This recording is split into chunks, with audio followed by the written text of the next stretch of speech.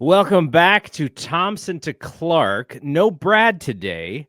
Brad and I will probably record something later this week once the Giants make the official announcement with Tony Vitello. But of course, I had to reach out to Jarrett Seidler to get his opinion on the new hire. When Buster Posey came along, I immediately asked Jarrett what he thought. And so now that the Giants went into the college ranks to find their next manager, I'm super interested to see what Jarrett and the Baseball Prospectus mindset and the community of folks that he talks to is thinking about this move. But before that, Jarrett, what is going on? Oh, not much. It's World Series time, which It means is. it's about to be prospectless time and Baseball Prospectus annual writing time. So I'm about to enter my.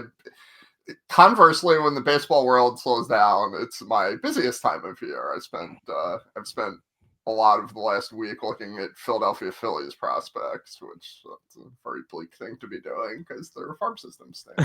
But um, uh, I was kind of surprised, and I guess I should have been surprised, but I opened up the Athletic app, and Jim Bowden's got his top 50 free agent list. I'm like, already? Like, yeah, the World yeah, Series is going on. sure. I guess the 28 other teams need something else to look for. Yeah, Need to look the forward to. fans, the fans Yeah, for sure. yeah. All right, so as you probably expected, I was going to give you a buzz. I it's so funny because the only thing that I knew about, because I don't follow college baseball, and I know for your job you do follow college baseball. And when I first heard about this, it sounded to me kind of like oh, like this is what what a football program would do, or a football team would do, is you hire the guy who can kind of get every last inch out of his players because of the power of personality and his charisma and just his ability to get people to run through the wall, as Drew Gilbert has said in the past. And yet I was like, is that a zag? Is that where baseball managers are right now? And obviously the Brewers, they utilize that system, though their manager has had big league experience. This guy has never even played in the big leagues himself. And so I'm just kind of wondering, what are your circles talking about when it comes to this hiring by the Giants? Um, a lot of people were really stunned that this actually happened. His name has been out there for vacancies for a little bit, just kind of lurking in the shadows. Like, he was on like the potential manager hire lists, like the news outlets ran. I believe it had leaked that there was some interest between him and the Giants in this particular job a few weeks ago, which obviously turned out to be true. Mm-hmm. Basically, as best as I can tell, it seems like they fired Melvin with the intention of hiring Vitello. Which Well, I we've heard here, though, that Hundley was still Posey's first option, but yeah, Hundley still is not interested in that whole the whole grit and yeah, grind of managing a team every day. yeah. I mean, so I it leaked within the last couple of days that Posey and Vitello had met in September, while the Giants were in Colorado, I believe. Yes, And yes. then that he interviewed very quickly after the season, within a day or two, of them letting Melvin go. And then I mean, it looked to me like there was some back and forth financially. He had to make the decision whether he actually wanted to leave Tennessee or not, which that's tough because he had built that program into one of the top programs in college baseball. I'm just going to come right off the start. I have no clue how this is going to turn out. This is the most unique managerial hiring in I don't even know how long. The Tony La Russa one with the White Sox a few years ago was a really weird one just because of his age and how Yeah. long he'd been out and that he had already been elected to the Hall of Fame and things like that. But he at least was a former big league manager, right? So managers come from very common backgrounds at this point. A lot of them are former major league catchers. Um, almost all managers have done stints either in a team's front office, as a major league coach, as a minor league manager, often two of the three, occasionally all three of the three. Like you kind of hire managers out of this pretty small pool of well-regarded former players, almost all position players, sometimes minor league players, sometimes major league players. Tends not to be a ton of major league stars. There's a few that were major league stars, but your common manager is Stephen Vogt, who was a big league catcher and then became a coach for a couple of years and had that reputation when he played as somebody that was already like a coach in the dugout, and then he became a manager. Dave Roberts was a journeyman, speedy outfielder, kind of came up through the same pipeline. Tony Vitello is the first manager in modern Major League history who has no experience in the pro game at all. He never played professionally. He has never coached professionally. He has never managed professionally. He's never worked in team's front office. The only professional baseball experience he has is that he was a draft analyst on MLB Network for a few years. Yes. Which he was very good in that role. That might have been the best thing that he did to get on people's radars. Yeah, I mean, look, Tennessee went from a program. Tennessee historically is a pretty good baseball program, but they have not been doing super great before they hired Vitello, and he turned them into one of the best programs in the country. Yeah, I'm just talking about getting onto the yes, absolutely from a big leagues, from a Major League Baseball standpoint. Like, oh, that's who this guy is. Yeah, and look, I mean, I don't. It did not come as a surprise to me that he had major league managerial aspirations. Based on the personality, just kind of based on everything. That was not a surprise to me. It was a surprise to me that a team hired him straight from that point. But the flip side is there's so much money, in that. Like, are you really going? They had to give him the largest first-time manager salary in Major League history to lure him away from Tennessee. He was not leaving Tennessee for a bench coach job or a AAA managerial job or a special assistant to the general manager, right? So, and he, as far as we can tell, he came close to not leaving Tennessee for the Giants managerial job either. Like, this seemed to be, based on what he said, based on the time frame of the back and forth, this did seem like it was a relatively, tough decision for him. But yeah, that because of that, and also, which we'll get into a little bit more as we talk this out, because of the way in which he coached at Tennessee, which in some ways very much resembled a Major League Baseball organization, but in other ways just completely didn't. I genuinely have no idea how this is going to work out. The range of managerial hiring outcomes right now is between like slightly bad and moderately good, right? Like you don't really see managers get in and just like completely implode anymore in the sorts of ways we did 15, 20, 25, 30 years ago. Like when we were kids and like guys would just have like these epic meltdowns and just like be completely unable to manage. Now you kind of have, everybody kind of manages relatively the same way. When you have bad managerial outcomes, it's like Gabe Kapler, where like things just kind of really didn't fit correctly.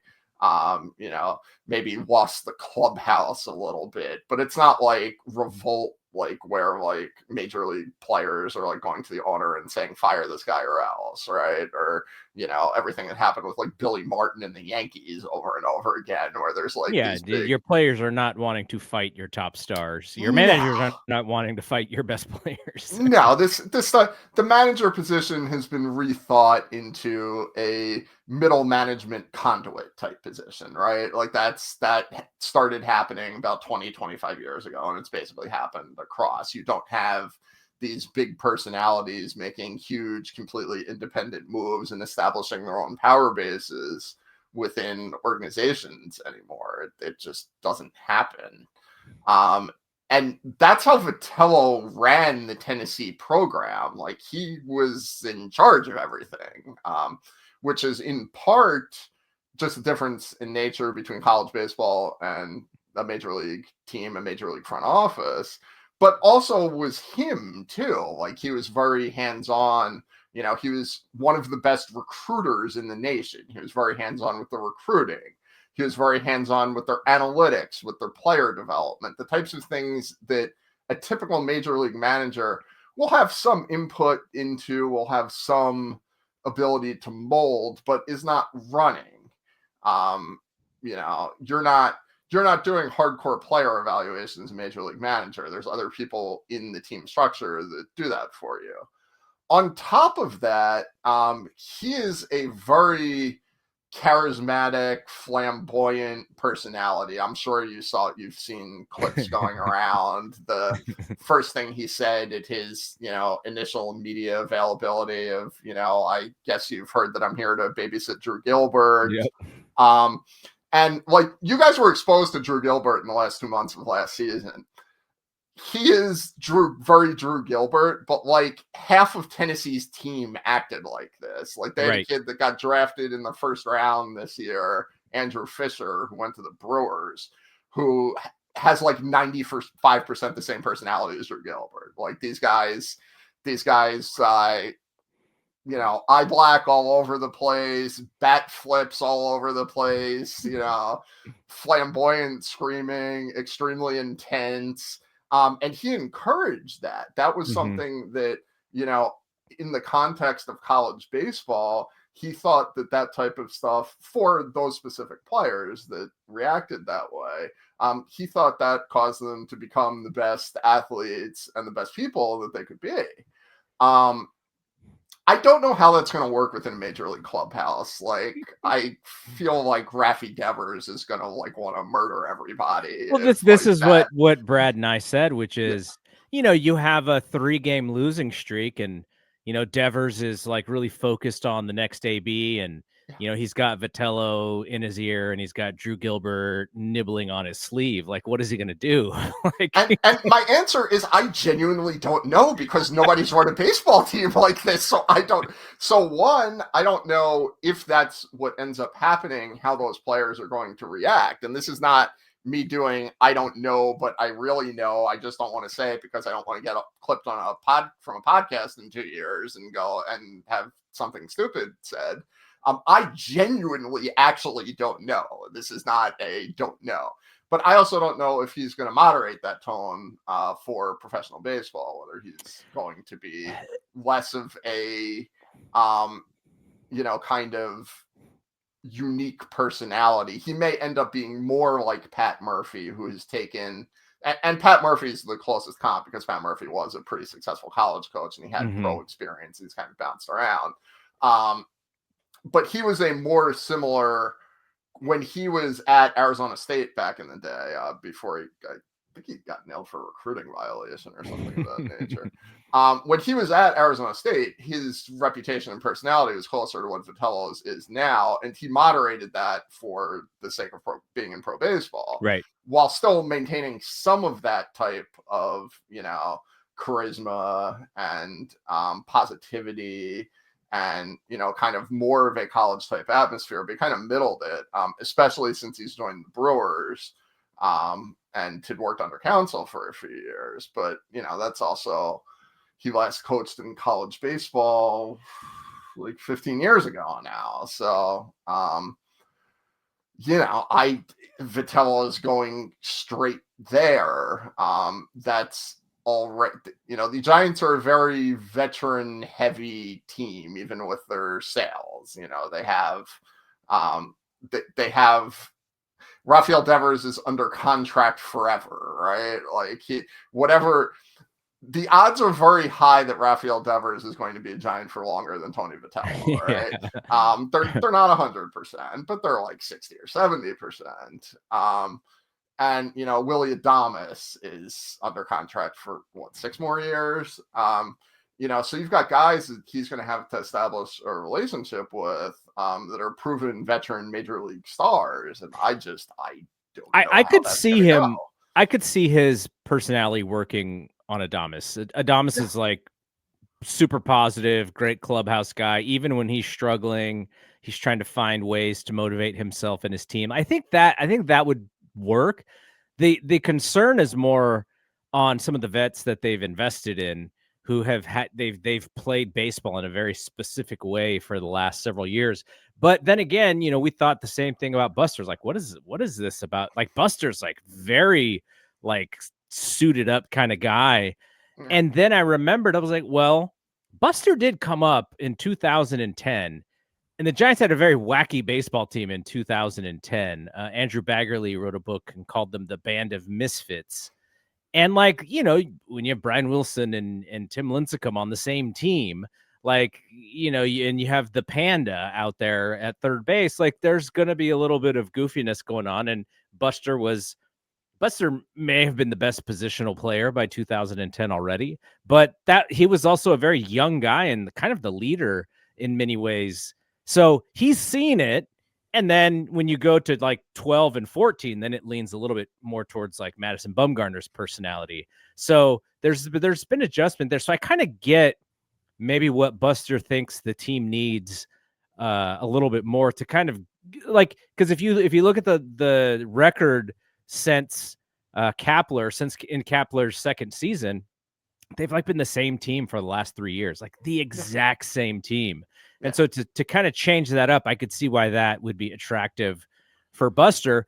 But on the other hand, the thing that I worry about is just we had to deal with some Gabe Kapler weirdness as fans. And when it was working, you're like, okay, like maybe we just have to be okay with this. Brad and I always remember there's a game they're playing against, I think they're playing against the Padres.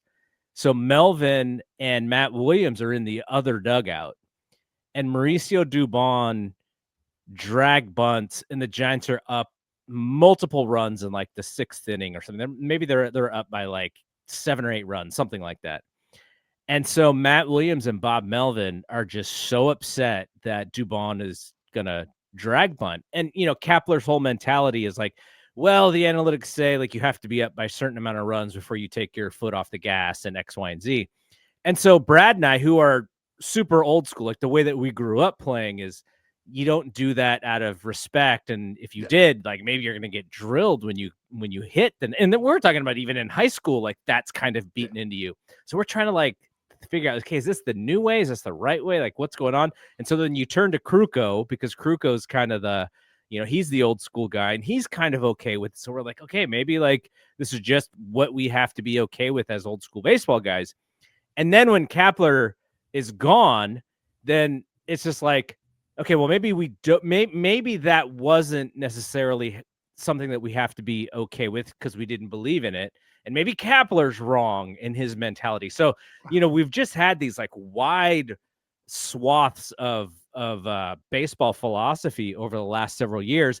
And so I wonder what the Vitello way and what the Buster Posey way, the combination of the two, is going to be like. Like, are we going to have to make excuses for a certain personality? And I've already told him, I go, look, we already have Nick Bosa in this market, right? We just allow him to be a meathead because he can sack the quarterback 20 times. Like, but this market is also, it is a very thoughtful place to play sports. And so that's another thing that's on my mind is how does he fit in? And because he's talking about Morgan Wallen and Taylor Swift and Travis Kelce, and how does that relate to when he comes to San Francisco? Well, I feel like Travis Kelce and Taylor Swift relates pretty much everywhere now. Well, he didn't call her Taylor Swift.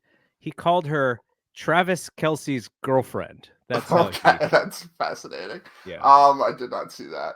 So Kapler was like a new age, like health guru type guy, right? Like I think he's the only major league manager that's written blogs about like suntanning his balls. Like, like I don't think right. Like that's like a very specific guy, right? Yeah. And Vitello is not that. He's more of, he like showed up. He's like shown up at like a lot of like leadership conferences. Mm-hmm. Like he's that kind of guy, which kind of reminds me of like a tech CEO, like which is in my world. Yeah, that's yeah, I mean, it's on the edge of my world too, right? And So those guys are as eye rolly as they come, right? they Like, can be, yeah.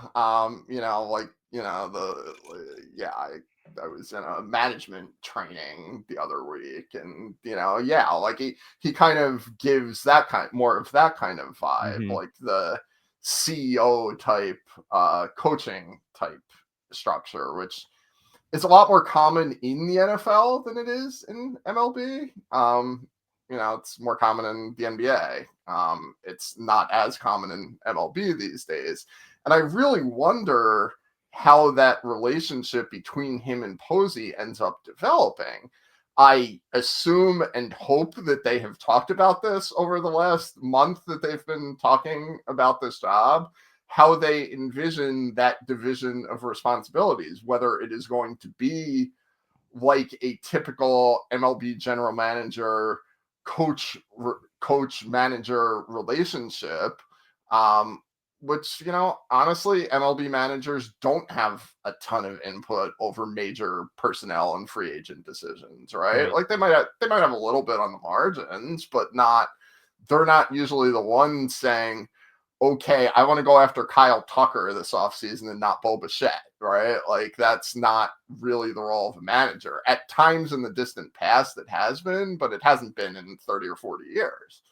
Um, and I'm really interested, but Vitello's coming from a place where he was acting in that manner. And in fact, some of his strongest strengths were in recruiting, evaluation type stuff that just does not have an equivalent for a major league manager.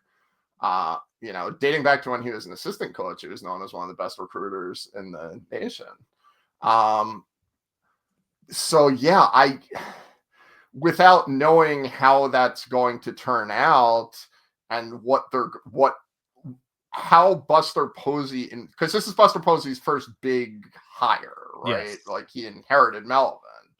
Like he was involved with the team at the point that happened, but I have genuinely no idea what Buster Posey envisions as a major league manager, right? Like you would assume it's a little bit more of an old school all encompassing role, just kind of based on how he's done the rest of his POBOing. We desperately need a better term for that. Presidenting, because it used to be general managing, but now none of these guys are general managers anymore. That's a different title. But yeah, like I don't know if they're going to leverage Vitello's recruiting skills into trying to attract free agents. Like, are they going to try and make this he's the ultimate players coach. He's the ultimate help guys get better. He's the ultimate rah-rah, please come play for us. Is that going to work on anybody? He's very close to Max Scherzer. Maybe it'll work on Max Scherzer specifically. Max Scherzer's 41 years old. I don't know if that's Max Scherzer's kind of a maniac, though. Does he need any help getting hyped up for anything? No, he does not. In general, but he was Max Scherzer's pitching coach a million years ago when Max Scherzer was in Missouri. Mm-hmm. And he's kind of done it all in the college side too. He's got pitching coach experience, he's got hitting coach experience, he's got recruiting coordinator experience. Like he kind of moved through a variety of different roles in this kind of baseball lifer thing but that was kind of all preparing him to be SEC college head coach, and now he's an MLB manager, which is a very different job. And again, it's just this is completely unprecedented. Like you just don't hire from this pool. So it could end up being a tremendously inspired hire that other teams start emulating at some point. Like if this works out, somebody's going to make a big run at Jay Johnson from LSU in 3 years, right? Like that's just it. Jay Johnson would have been the other top contender for best college head coach. If you had asked me a month ago, it would have either been Jay Johnson or Tony Vitello. But at the same time, like I could see this not working at all. It's genuinely stunning and incomparable in a way that just doesn't happen with staff hires. And the only other staff hire in the last let's say 5 years that has stunned me to this level was Buster Posey as the Giants president of baseball operations. So this is the second time the Giants have just went completely off the board to do something wildly different. And I will say the same thing I said to you when the Giants hired Buster Posey. I did not think the Giants have been a particularly well-run organization since Sabian left. I thought they were basically the 18th, 20th, 22nd best well-run organization, and being a slightly below average organization at all of the things that other teams are trying to do is a really good way to get stuck in the exact mediocrity cycle that they've gotten stuck in recently. So you started this off by asking me if this was a really big zag, and I do think it's a really big zag, but I think, like with Posey and also like with the Devers trade, there's a much better argument to be doing that when you don't realistically have a path to becoming the Dodgers in terms of organizational processes within the next half decade anyway. Might as well do something completely off the board. Hey, take a really big swing. Maybe it works out. And if it works out, you got a chance to be a really good team. Maybe you've figured out some stuff that other people haven't figured out yet. Maybe you're the team that everybody's emulating in 5 or 8 years. At the same time, you're making a huge risk by doing that. But again, I don't like the Giants, to me, are not going to be entering the offseason in like one of the 5 or 6 best positions in the majors. They have a solid core, and they've got a solid core of guys that are about a 500 baseball team. So it's another, kind of, they've taken these repeated big swings to shake it up and do something interesting. I can promise you this is going to be tremendously entertaining. This guy's incredibly we'll have so many things to talk about. Yes. You're going to see a guy that's really charismatic with the media, that's very animated in the dugout, is not afraid to speak his mind on any issue, even tangentially related to baseball. He's the guy. He is the college guy who they put on the draft broadcast because he is very informed about everything, and he has an opinion about everything, and he likes to talk about it and is charismatic. So I think, in terms of personality, he's just going to be a ton of fun, both for Giants fans to watch and for everybody else to watch. I think he's going to spice everything up a great deal. And, again, this is an entertainment business. Sure. At the core of it, obviously you want to win. And if the Giants were one thing these last 3 years, it was very boring. Yes, they were a very boring baseball team. Right. Again, Drew Gilbert, right? Drew Gilbert on the whole stunk in the majors. Like he had a really good series in Colorado and stunk other than that. But man, he's just like really entertaining to watch, right? Like there's always something going on. Like he takes these tremendously big hacks, and most of the time it involves pop outs to right field, but occasionally he does something really cool. He runs some of the worst routes you'll ever see in the outfield, which means he makes these spectacular catches out of nowhere because he's got this tremendous athleticism, and then he'll just like lose it in the dugout randomly and start trying to friendly choke people and stuff like it's just, and I think Vitello's kind of, again, assuming he doesn't tone it down that much, I think he's going to bring a lot more of that kind of really fun energy to the team. Whether that actually works, I have no idea. I told Brad when it happened, I was kind of down on it. I was like, it just feels a little bit like stuff that I don't like. But then you read more about it, and yeah, his personality is probably going to drive me nuts. But he's a baseball lifer. Yes. Which is a really cool thing, and which is something that I could get behind. And, the unfortunate thing is with these contracts, he's got like probably 2 years to prove it, because he's got that third year, and then he's got, I don't know how that option works necessarily, but that these manager deals are just so short. So he'll have a. I promise you that we would be quick. So I just want to ask you one more question before we get out of here, because it is the World Series and we're both about to turn this thing off and go catch up to the game. If the Dodgers win this thing, like I think we both expect them to, is this bad for the next CBA if the Dodgers just win back to back? If the owners want to create a situation to fight really hard for a salary cap, they are going to fight really hard for a salary cap, whether the Dodgers win the World Series or not. My personal opinion about this, and this is just speaking for me, I do not. All right, so Shohei Ohtani in the pennant clinching game had arguably the greatest baseball game ever played by a human being, right? He is the biggest, most popular baseball star in the world. He's becoming one of the most popular athletes in the world. I know this is tied in with some of the changes to the ratings, so it's not entirely accurate, but even discounting that, the ratings for baseball over the last couple of years have been trending way up. Mm-hmm. After a period in which baseball was not a particularly cool sport, you've got Ohtani, you've got Skeens, you've got Judge. Like, these guys are breaking through. They're breaking through in the United States. They're breaking through in Japan, especially.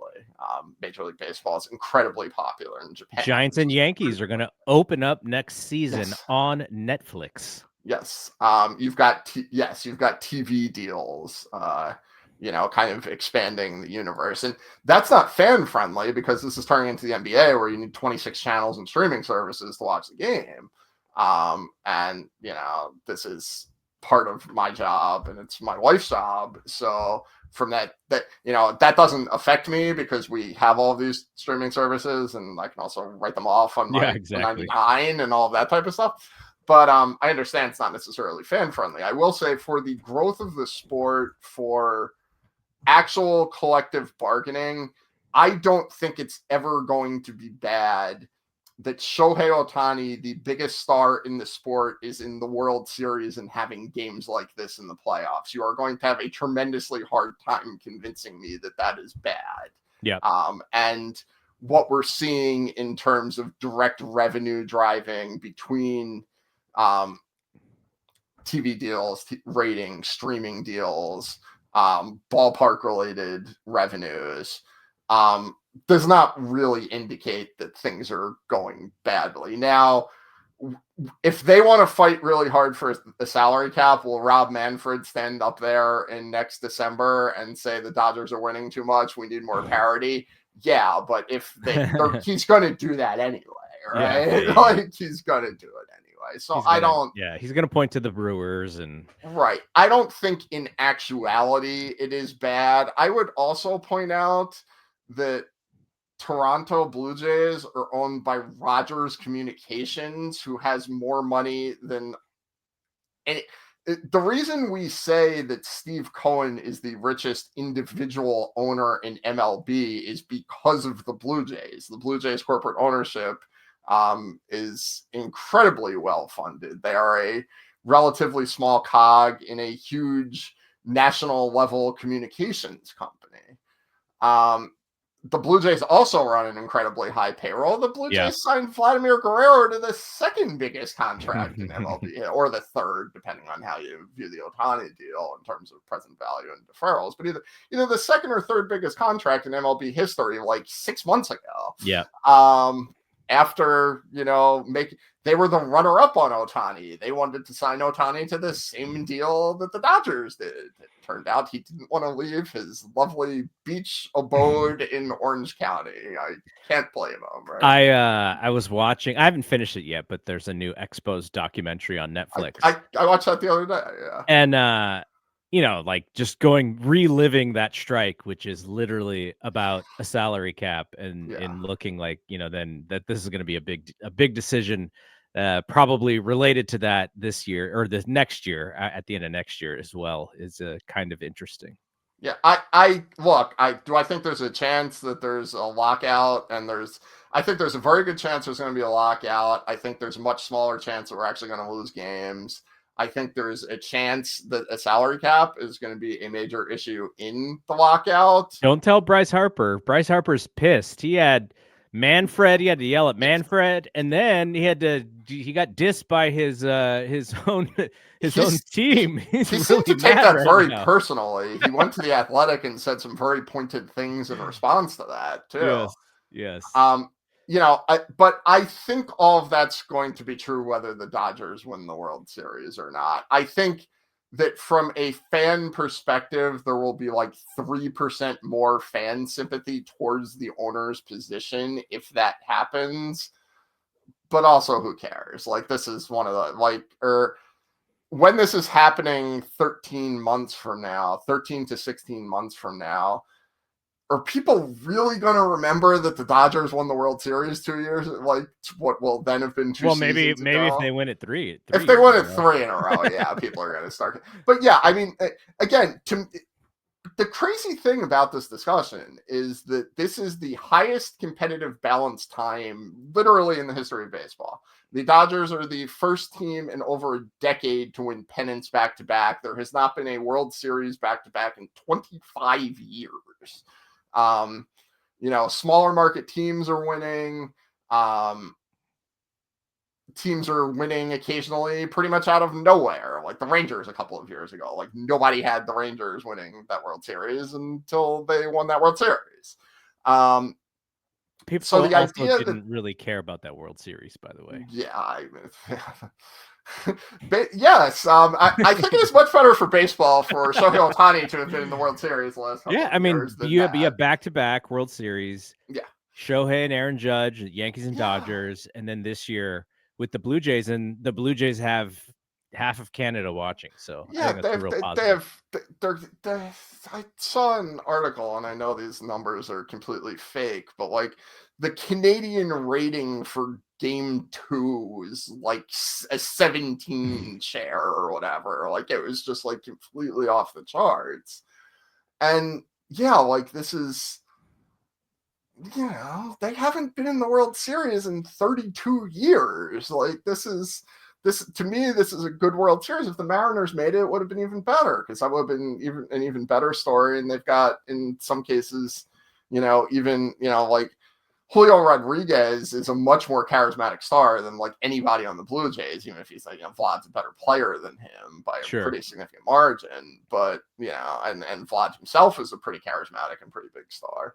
But yeah, I think that it is an easy narrative to say that the Dodgers are ruining baseball. And to me, it just really doesn't. Like, it feels like fans of teams that wish their team was as successful as the Dodgers have been, which I'm sure is a lot of the listening base to this podcast, because, Well, look, if Ohtani's contract isn't structured the way that it is, we don't have any excuses, right? Can I give my 90-second rebuttal to the Ohtani contract thing? Mm-hmm.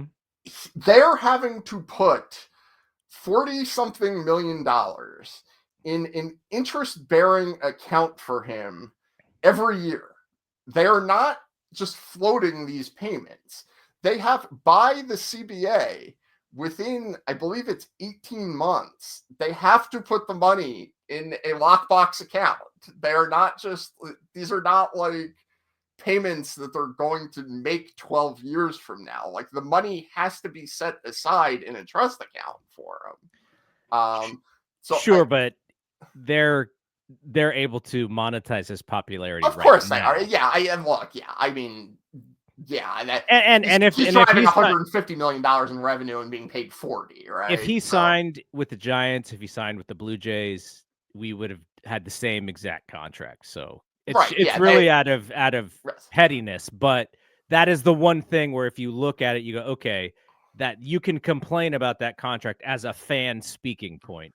But it would have been the same no matter what. Sure, but I think people have the idea with the deferrals, it's like the Bobby Bonilla deferral, where he's going to be paid this money deep in advance. And from his perspective, that's true. What this all actually is a tax dodge for the athlete, because he's going to go establish residency, whether it's in Japan or somewhere else, some other tax shelter.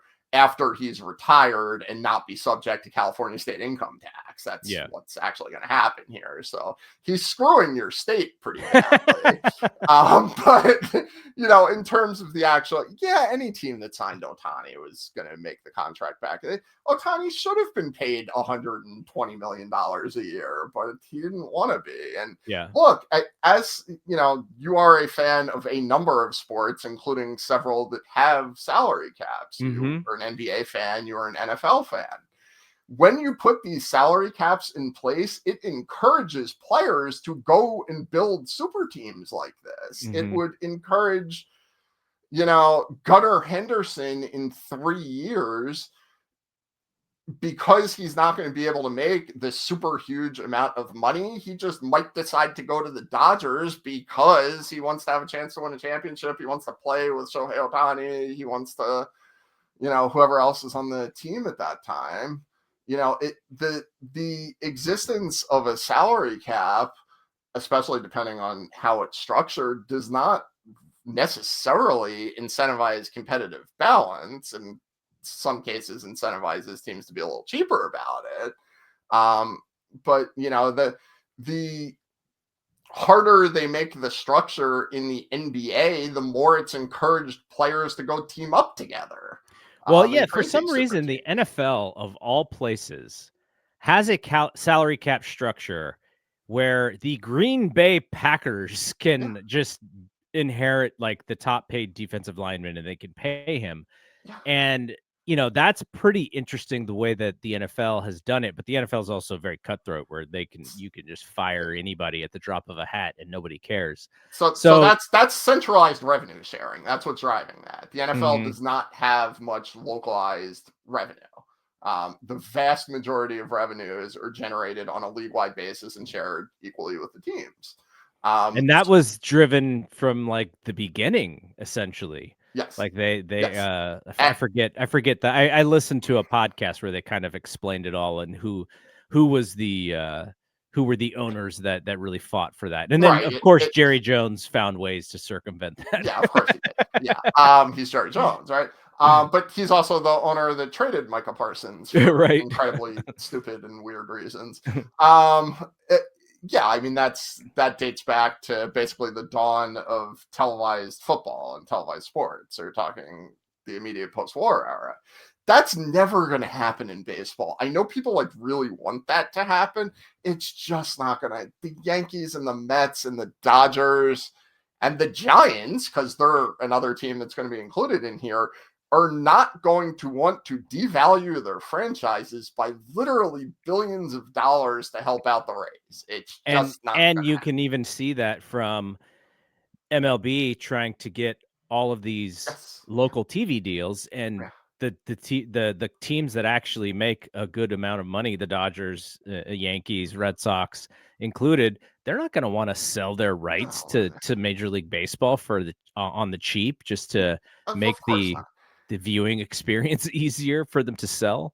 And I think there's been over the course of 6 CBA cycles, every cycle there's tweaks and increases to revenue sharing. There's various things that are done to try and make it more profitable. Another one of the dirty little secrets is that franchise values, even for the quote small market, lower revenue teams, are rising so fast that these owners are, even if they are showing a paper loss, are still making so much in equity value, which has that you can borrow against that equity. You can turn it into cash flow if you want.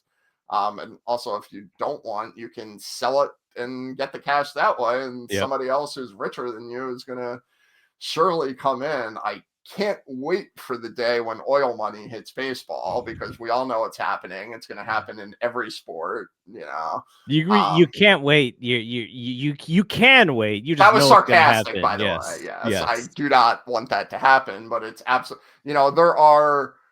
There are hundreds of uber rich guys who want to be in a very small club, a very exclusive club, and a very limited number of them actually get to be in that club. Yep. So there's never, again, literally the Rays just got sold for a fairly large amount of money. That's it. You know, you mentioned the Expos documentary on Netflix, which is very good, although you have to turn the automatic dubbing off because it will drive you crazy if you don't. I couldn't figure out how to do that on my Apple TV. I was you have to turn it to French language with English subtitles. Oh, there you go. Because they did not dub the English into French, but they did dub the French into English.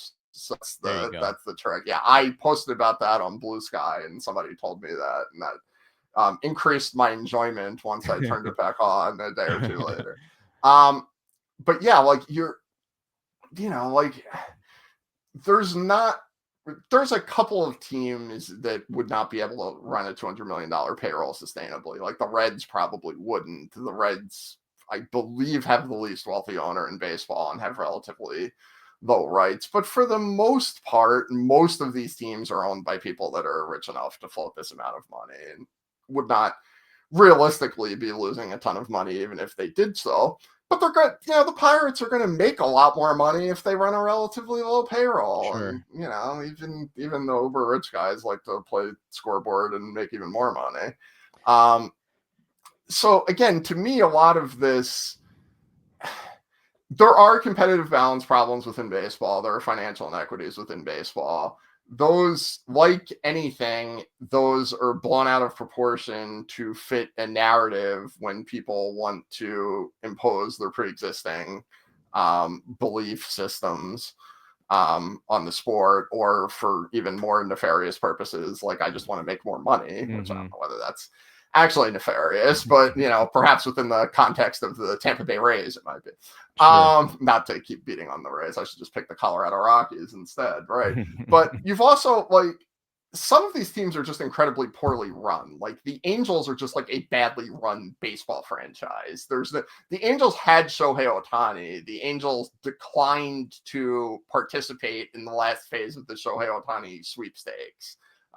They had Shohei Ohtani and Mike Trout on the same team for 6 years and didn't win anything. That's not a systemic problem with baseball. That's a problem with that franchise. It's a problem with one very bad owner who's among the worst owners in the entirety of professional sports. He's, you know, Artie's like right up there with like Woody Johnson, right? Like, wow. Where it's just self-defeating rich guy-ism.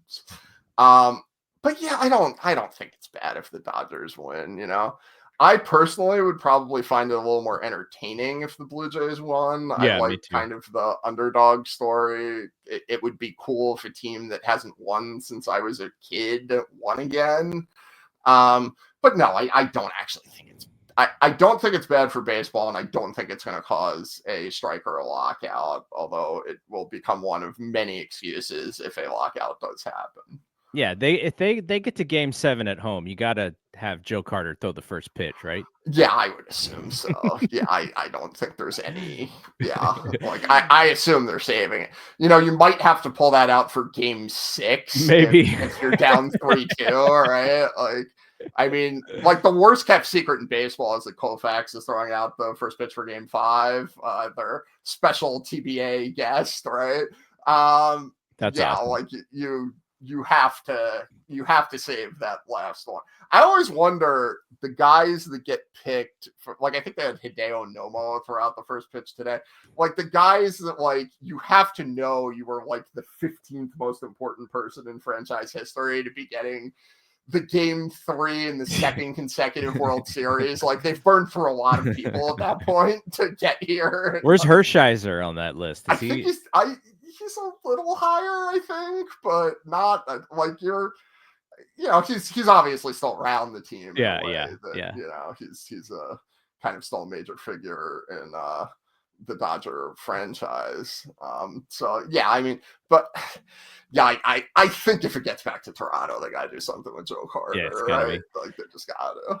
All right, find Jared's work and go read Jared's work on Baseball Prospectus. And I mentioned this last time, but my little like trick here is I have an Apple News subscription, and I can read Baseball Prospectus through my Apple News subscription as well. Cool. So that's a really cool thing, because I like to use Apple News exclusively for like research and stuff. So yeah, so check it out.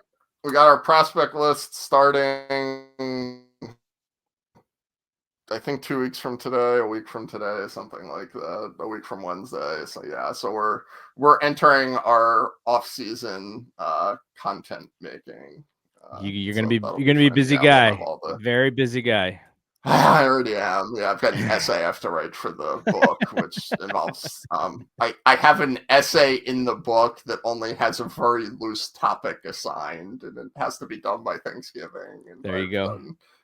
Me and my co-author have done no research and don't even have a fully fleshed out topic, so that's gonna be fun. All right. As always, I very much appreciate you coming on this show. It just takes like a Twitter, like, hey, what do you think about this? Would you want to come and chat? And you're always down. So I very much appreciate that, and we'll have you back, of course, again very soon. So go check his stuff out. Jarrett, thank you so much for hanging out here. For Jarrett, I am Double G. We will see you when we see you. Peace out.